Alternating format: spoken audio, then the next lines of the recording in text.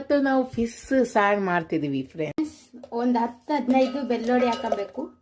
ಆಮೇಲೆ ನಾವು ಈರುಳ್ಳಿನ ಒಂದು 4-5 ಹಾಕ್ಕೊಬೇಕು ಫ್ರೆಂಡ್ಸ್, ಹಿಂಗೆ ಕಟ್ ಮಾಡ್ಕೊಂಡು.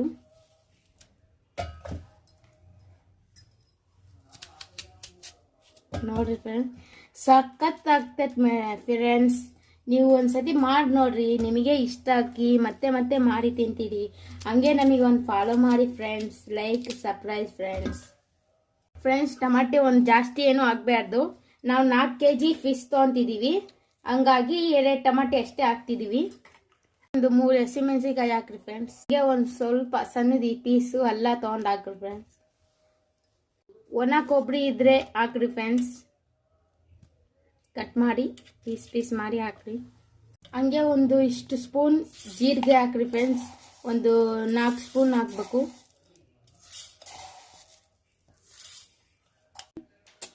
ಹಂಗೆ ಫ್ರೆಂಡ್ಸ್ ಮಿಕ್ಸಿ ಜಾರ್ಜಲ್ಲಿ ಹಾಕಿ ಚೆನ್ನಾಗಿ ಉಜ್ಜಿ ಬಿಡೋಣ.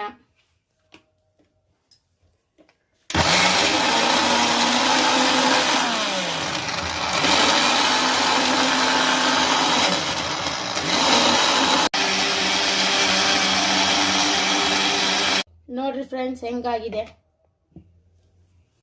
ಇದೆಲ್ಲ ತೆಕ್ಕೊಂಡು ಒಂದು ಪಾತ್ರೆ ಒಳಗೆ ತಗೋಣ ಫ್ರೆಂಡ್ಸ್, ಡಬರಿ ಒಳಗೆ.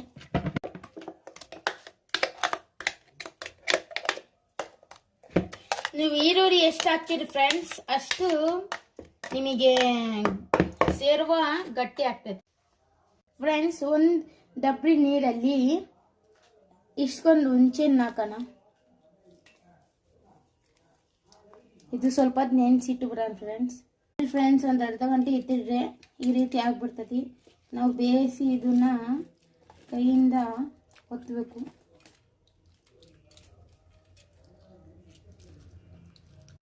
ನೋಡಿ ಫ್ರೆಂಡ್ಸ್, ತೆಗೆದು ಹುಂಚೆಹಣ್ಣಿನೆಲ್ಲ ಒಂದು ಸೈಡ್ ಇಟ್ಕೊಂಡ್ಬಿಡ್ಬೇಕು. ಹುಂಚೆಹಣ್ಣಿನ ನೀರು ಬೇಕು ನಮಗೆ ಫ್ರೆಂಡ್ಸ್. 4 kg ಇದ್ದಾವೆ ಮೀನು. 4 kgಗೆ ನಾವು ಎಷ್ಟು ನಿಮಗೆ ಸೇರುವ ಬೇಕೋ ಅಷ್ಟು ಹುಂಚೆಹಣ್ಣಿನ ನೀರು ಹಾಕೊಬೇಕು.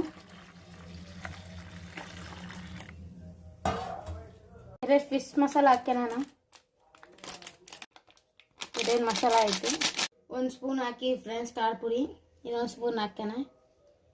ಇನ್ನೊಂದು ಸ್ಪೂನ್ ಹಾಕೋಣ. ಇನ್ನೊಂದು ಅರ್ಧ ಸ್ಪೂನ್ ಹಾಕ್ಯಾನ. ಅರ್ಶಿನ ಹಾಕೋಣ. ಧನಿಯಾ ಪುಡಿ 3 ಸ್ಪೂನ್ ಹಾಕಿ ನಾನು. ರುಚಿಗೆ ತಕ್ಕಷ್ಟು ಉಪ್ಪು. 2 ಚಿಕನ್ ಮಸಾಲ